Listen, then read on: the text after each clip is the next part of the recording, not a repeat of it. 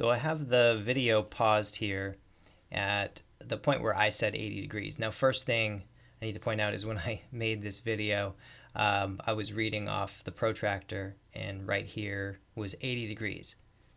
We always, in doing refraction experiments, measure from the perpendicular. So this isn't actually 80 degrees, this is 10. So when I said 80 in the video, I should have said 10. When I said 70 in the video, I should have said 20. When I said 60, I should have said 30, 50 should have been 40, and 40 should have been 50, and 12 should have been 78. All right, so we'll have to make those corrections when we put the data into Excel.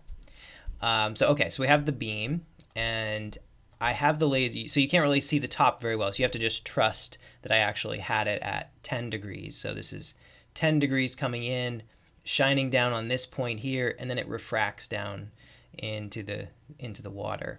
So what we want to do is measure the distance and an x-coordinate and a y-coordinate in order to let the spreadsheet calculate the angle in between the perpendicular and the beam.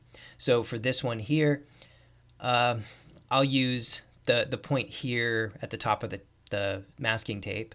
From here to here will be my x value, so I'm going to measure that with my ruler. You won't be able to see it, but I'll measure it with my ruler. On my screen, that is 1.4 centimeters. Okay, so I'll record that in my spreadsheet. So let me click over to the spreadsheet. So I have the angles pre-recorded. So the first one was supposed to be 10, and this is 1.4 centimeters. Now I need the y-coordinate.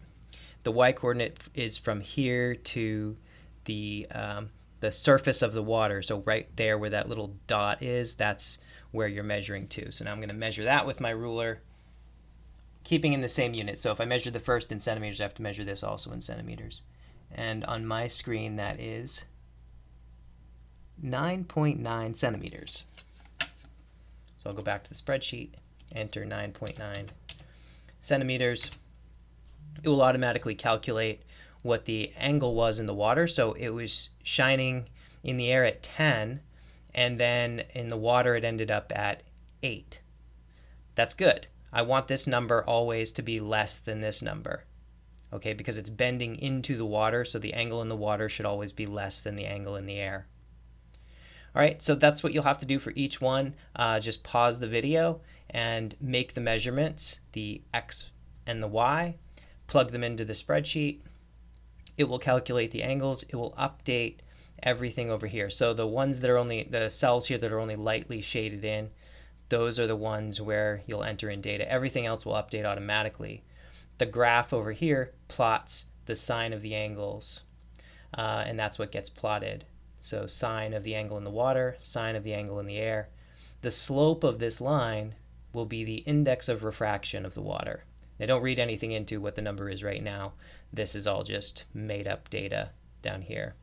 But you should get a pretty nice straight line from this